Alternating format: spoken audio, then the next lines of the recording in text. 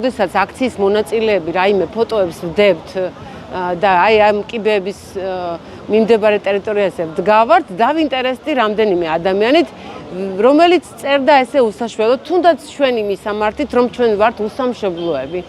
ეს სიტყვა ჩემთვის იმდენად მტკივნეული იყო, რომ დავინტერესდი, ვინ იყო ის ადამიანი, ვინც ეს სიტყვა დაწერა. ჩვენი მისამართით გამოიყენა ეს სიტყვა და იცით ვინ აღმოჩნდა?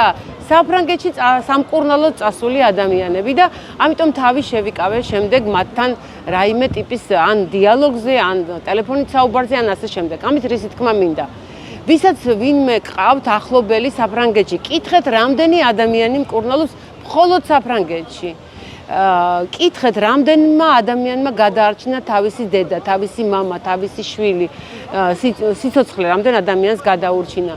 ძალიან ბევრი ადამიანი ევროპულ ქვეყანაში წასულია სამთვიანი სამუშაო ვიზით და სამთვის არ არღვევენ ამ სამთვიან ვიზას, იმიტომ რომ შემდეგ ისევ წავიდნენ და არ დაკარგონ ეს შესაძლებლობა. რომ აღარაფერი ვთქვათ იმ კულტურაზე, იმ ცხოვრების, იმ წესის თანაზიარობაზე, რაც ევროპულ ქვეყნებში არის და ჩვენი ქვეყნის მოქალაქეები, რომლებიც სხვადასხვა პროფესიაში არიან, მე ხშირად შევსწრები ვარ, თუნდაც მძღოლები, როგორ ესაუბრებიან ერთმანეთს და ადარებენ იმ სამუშაო პირობებს, ჩვენ სამუშაო პირობებს. გნებავთ ეს იყოს პოსტის თანამშრომლები, გნებავთ ეს იყოს სხვა კვებითი დაწესებულებების თანამშრომლები, ასე რომ მეგობრებო, ეს ძალიან დიდი სხვაობა ჩვენ გვინდოდა რომ რაღაც მინიმუმამდე დაგვეყვანა და არ შეიძლება სხვა ყველაფერს რომ თავი დავანებოთ, არ შეიძლება უმადურად მოვექცეთ ევროპას.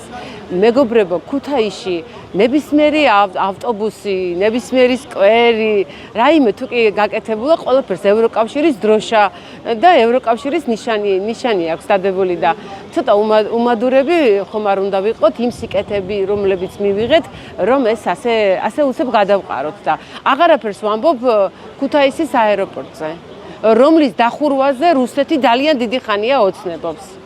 იცით რა, არსებობს ორნაირი დახურვა. დახურვა, როდესაც მართლა ინგრევა შენობა და მეორე დახურვა, როდესაც კანტიკუნტად არის რეისები. მეგობრებო, ქუთაისელებო, მარტო ქუთაისის აეროპორტისთვის, რასაც მოიტანს ევროპასთან კავშირების გაწყვეტა, მარტო ეს კმარა მიზეზად იმისა, რომ ჩვენ ქუჩაში ვიყოთ და მოვითხოვდეთ იმას, რომ ჩვენი კავშირები ევროკავშირთან და ევროპასთან არ გაწყდეს.